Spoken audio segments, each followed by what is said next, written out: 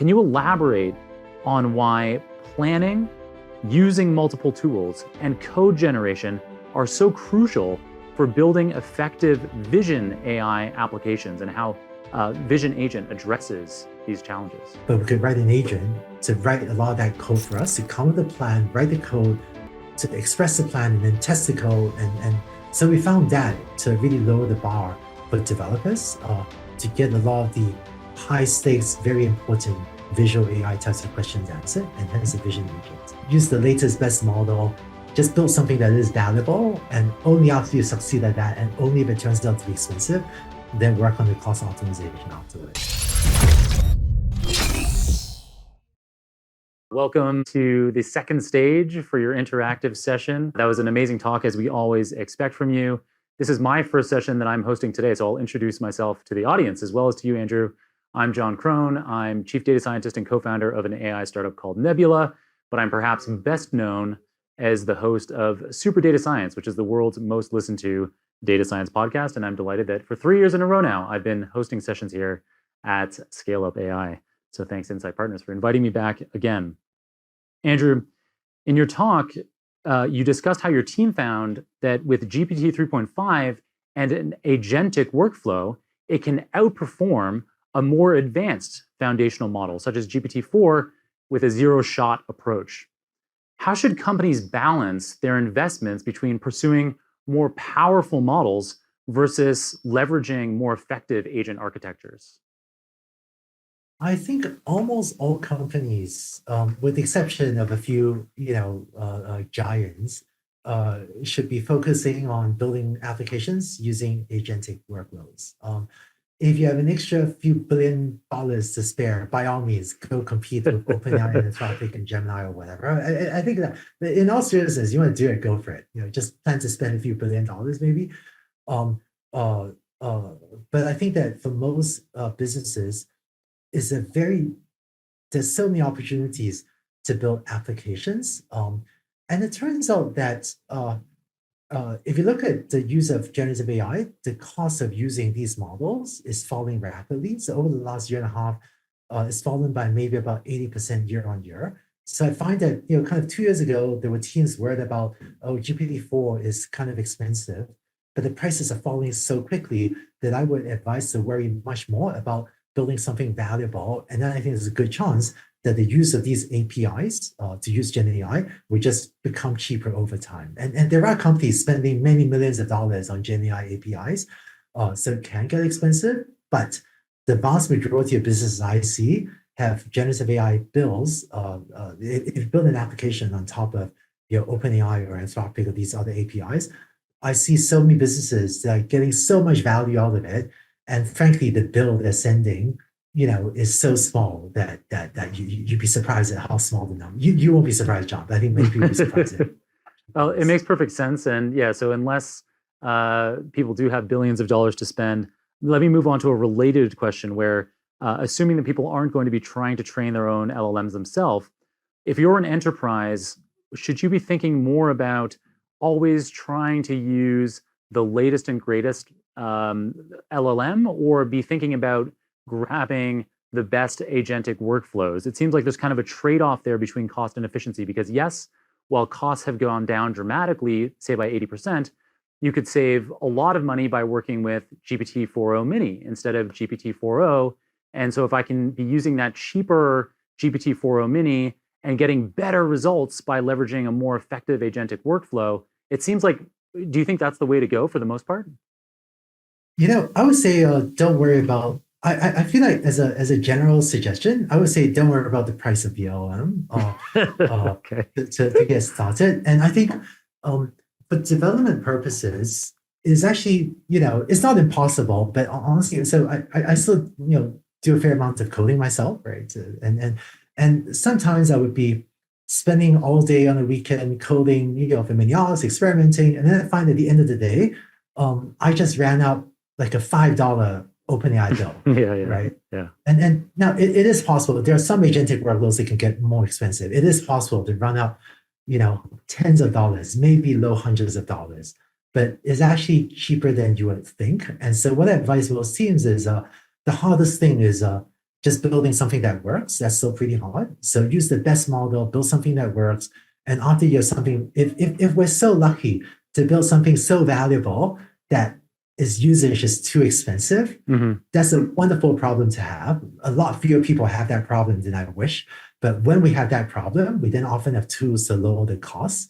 But I think that a lot more people are worried about the price of using these generative AI APIs than is necessarily the case. And the most important thing is, so I would say use the best model, use the latest best model, just build something that is valuable, and only after you succeed at that, and only if it turns out to be expensive, then work on the cost optimization afterward. Okay, nice. And then so if you are lucky enough to get to that stage, maybe there's a balance of experimenting both with lower cost options like moving to GPT-4o Mini, say, or experimenting with different agentic workflows and just trying to see which gets you the best results for your use case. Yeah, yes. And just be clear, there are teams that have found that they were spending too much money on these and then spend time optimizing it. So you can use cheaper models, you can take a smaller model and do something called supervised fine-tuning to optimize it for your own workload. So there are multiple tools, but I think using these other tools optimize costs before you've first build something valuable. I think that will most likely be premature optimization, and I would shy away from that. Nice. That's a great answer. Digging into agentic AI a bit more, which was a big theme in your talk and something that you said is maybe the technology we should be most excited about at this time. Going back to a Wired article in 2013, you mentioned how in the early days of AI, the prevailing opinion was that human intelligence derived from thousands of simple agents working in concert. This is what MIT's Marvin Minsky called the society of mind. But then, you mentioned later in this Wired article that you stumbled upon the single algorithm theory popularized by Jeff Hawkins, which led you to deep learning. Now, 11 years after that Wired article, are agents and multi-agent systems in particular marrying both of these concepts together, where we kind of have both ideas now blending together and providing powerful tooling? It's an interesting question. Boy, I totally forgotten about that. Well done digging it up. So I think that what's been remarkable about the large language model revolution is how much of it is because of one or a relatively small number of algorithms, namely the transformer neural network. And it turns out that the reason large language models, which are based on a neural network called the transformer network, the reason they can demonstrate such amazing capabilities is, I want to say a lot of it is because of the richness of the data we feed it. So there's this hypothesis, not proven, but this hypothesis that even human intelligence, the human brain, a lot of human intelligence is due to one or a very small number of algorithms that when fed all the richness of data from the world allows us to learn to do all of these amazing things that humans can do. And then as children grow up into adults, they also really, to a large part, I think because of the data they were fed, maybe a little bit of genetics, maybe a little bit of the algorithm, but really a lot of the data, the same infant brain could grow up, right, to become a doctor or an architect or a software engineer or whatever. And that's the data and the interactions. And I think agentic workflows, always dangerous to make analogies between AI and humans, but I think there is a little bit of that, getting the AI models to specialize a little bit for different tasks based on how we prompt it or how we feed it additional data to do specific job/role-based tasks. Nice, yeah. And I appreciate that you loved us digging that out. I wish I could take credit. I have an amazing researcher, Serge Massis, who I have to give credit to for pulling out that question and that idea. I want to move on to large vision models now as a topic, which follows from that 5 key AI trend slide that you kept coming back to in your talk. So this is particularly related to the image processing revolution that's coming that you mentioned on that 5 key AI trends slide. So Landing AI has a product called Vision Agent that led the way in this image processing revolution trend. Can you elaborate on why planning, using multiple tools, and code generation are so crucial for building effective vision AI applications and how Vision Agent addresses these challenges? I think the vision revolution is coming a little bit after the text processing revolution. And it turns out that large multimodal models, they're, at least today, they're kind of okay at interpreting images. But when I mentioned the way we write text prompts in a non-agentic workflow, that's a bit like, ask people to type the essay from the first word to the last word in one go. The way that large multimodal models or vision language models are used is, if I imagine that I want you to solve a task, I could say, maybe here's a picture, take a glance, give me the answer, right? And there's some things where you could do that, where, I don't know, for example, if I asked you to, yesterday I was doing a demo of counting the number of people on a football field, on a soccer field. And, can I show you a picture of a bunch of people and take a glance, how many people are there? It's actually hard to do. If you ask me to count the number of people in the scene, I count 1, 2, 3, 4, 5. And that's more of an iterative agentic workflow rather than, here's a picture, what's the answer? Which would be more of a zero shot, just type out the answer. And so what we found was that if we generate a plan that is expressed in code to say, these are the tools, these are the function calls around the, detect the people one at a time and just count how many people are detected. It's a very simple plan. But a simple plan like that expressed in code can process images much more accurately for many kind of mission critical image tasks. And we found also that for a lot of the image vision workloads, writing the code required going to find the right library, the right open source model, integrating that. There's a lot of this kind of crafty, annoying coding work that we could do, but it takes us like half a day.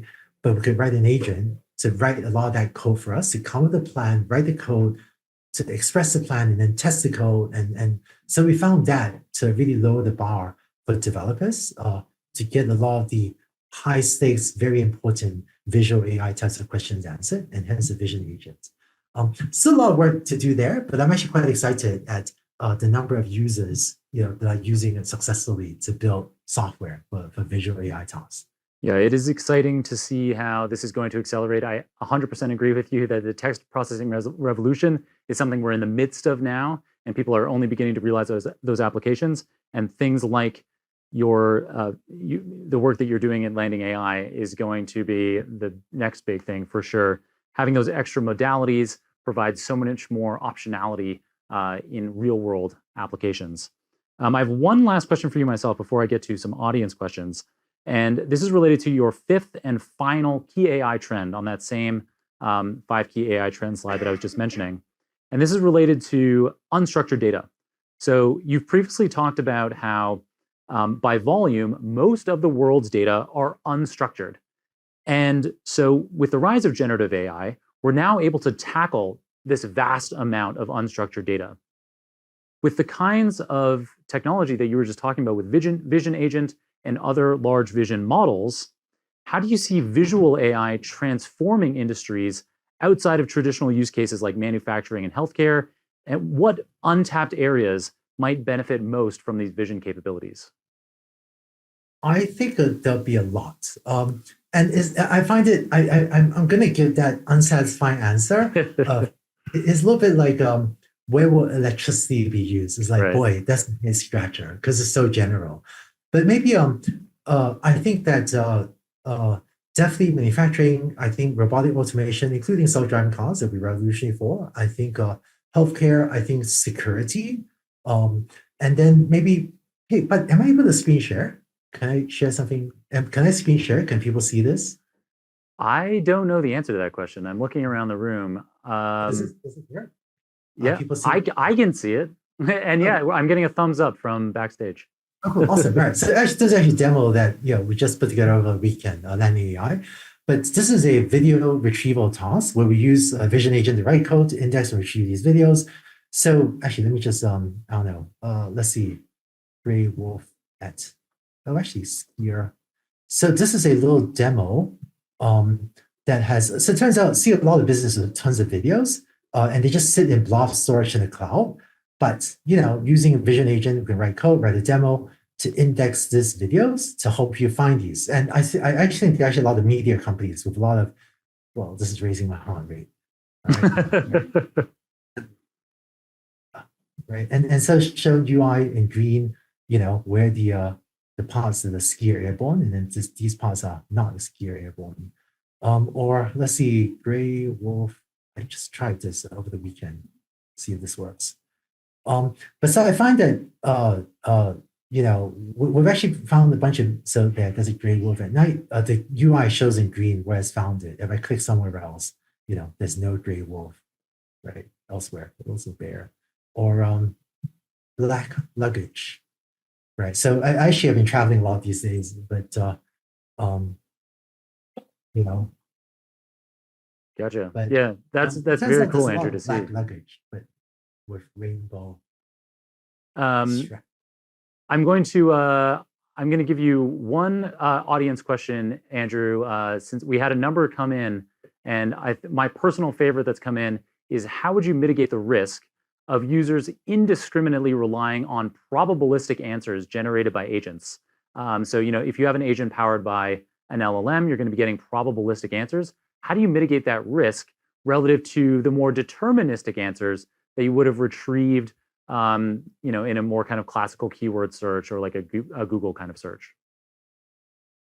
I do wonder how deterministic some of the deterministic things are. Right. So I think machine learning in various forms has been working, in many industries the last 10, 15 years. And I think a lot of machine learning answers are not fully deterministic. And even web search is based on machine learning, and it's actually hard to predict exactly what a given web search will output. So I feel like part of it will be user training, which maybe isn't a popular answer because that's hard, but I think some of it will be user training. And I think some of it will be putting in place the guardrails and the mechanisms that make these safer, even for less trained users. So for example, common design pattern in GenAI workflows is a confirmation flow, where before we place an order for a user, right, to charge the credit card and ship a product, we'll often not have the AI just say done. We'll have it, generate an API call with a pop-up modal that says, do you really want to buy this? I'm about to charge your credit card $20. Please hit yes or no. And with that type of confirmation flow, it makes it safer that the LM won't just charge your credit card without you explicitly saying yes to this type of. So I find that there are these design patterns that can kind of guardrail and make the AI safer, but I think it'll be a mixture of software improvements and UI improvements with guardrails, as well as some amount of user training. And I feel like, when after ChatGPT was released, there was some bad episodes, right? Like I guess widely quoted, there's a lawyer that quoted made up cases and the court filing, got in trouble for that. And then that was really unfortunate. And one side effect of that was, a lot of lawyers learned to not do that. So that actually had a massive training effect across the industry. So yeah, I think it might be like that. Just one thing. I don't want to pretend AI can never make a mistake. Definitely make mistakes. Can't use it everywhere. It's definitely unreliable in some places. I feel like the hype about how bad it is overblown. For sure. While it's far from perfect and it does have problems, I think the number of times I see AI not get shipped, that we can't use it because of these problems, is actually much less than one would expect. I think that there's a lot of memory of those kinds of early examples prominently in people's minds, like exactly the lawyer who brought fake cases and trials to a real trial that had been generated by an AI system. And so we're kind of used to those stories, but today the systems are so much better than they were a year ago or 2 years ago. Hallucinations are so much less of a big deal, and I think that's going to happen more and more. Andrew, thank you so much for taking the time with us today. We are unfortunately out of time. I had more questions, the audience had more questions, but we really appreciate you taking all the time that you did for us today. Thank you, Andrew. Thank you so much. Thanks, everyone. What an experience to be able to interview Andrew Ng. In today's episode, the well-spoken icon covered how agent-based workflows using GPT 3.5 can outperform more expensive models like GPT-4 in certain tasks, suggesting that companies should focus on building effective applications rather than pursuing more powerful models. He also talked about how the cost of using generative AI APIs has fallen by about 80% year over year, making it much more accessible than many businesses realize. And he also talked about how most companies' Gen AI bills are surprisingly small despite, relatively high per call costs. He talked about how modern AI is combining two historic approaches, Marvin Minsky's Society of Mind theory of multiple simple agents working together, and the single algorithm theory that drove deep learning advances. He talked about how vision agent technology is revolutionizing image processing by breaking down complex visual tasks into smaller steps and generating code to execute them, making it easier for developers to build sophisticated visual AI applications. And he talked about how video and image processing capabilities are expanding beyond traditional use cases like manufacturing and healthcare, with new applications in media indexing, security, and robotics, demonstrating the transformative potential of visual AI. As always, you can get all the show notes, including the transcript for this episode, the video recording, any materials mentioned on the show, the URLs for Andrew's social media profiles, as well as my own, at superdatascience.com/841. Beyond social media, another way that we can interact is coming up tomorrow on December 4th. If you got interested in Agentic AI from Andrew today, then I've got great news for you because I'm hosting a virtual half-day conference on Agentic AI tomorrow. It'll be interactive, practical, and it'll feature some of the most influential people in the AI agent space as speakers. It'll be live in the O'Reilly platform, which many employers and universities provide access to. Otherwise, you can grab a free 30-day trial of O'Reilly using our special code SDSPOD23. We've got a link to that code ready for you in the show notes. I'm really looking forward to that. We're going to have speakers covering introductions to Agentic AI. We will have hands-on Python implementations of Agentic AI, and we'll have a product manager come on and tell us how we can build effective products that leverage Agentic AI systems. So one not to miss. Thanks to everyone on the Super Data Science podcast team, our podcast manager, Sonia Brajovich, our media editor, Mario Pombo, our partnerships manager, Natalie Jaisky, researcher, Serge Massis, writers, Dr. Zara Karshe and Sylvia Ogwang, and our founder, Kirill Eremenko, for producing another special episode for us today. I'll also provide a hat tip to Ivana Siebert, who has been our podcast manager for longer than I've been hosting the show, for more than 4 years, and she's been unreal, an absolute linchpin in making sure that we are releasing our 104 episodes per year every 2 times a week, on time, every time, to such a high level of quality. So we will miss you very much, Ivana. But we're in great hands with our new podcast manager, Sonia. Welcome aboard, Sonia. All right. Yeah. If you enjoyed this episode, share it with someone who you think might like it. Review it on your favorite podcasting app or on YouTube. Subscribe, of course, if you're not already a subscriber. But most importantly, we just hope you'll keep on tuning in. I'm so grateful to have you listening, and I hope I can continue to make episodes you love for years and years to come. Until next time, keep on rocking it out there, and I'm looking forward to enjoying another round of the Super Data Science podcast with you very soon.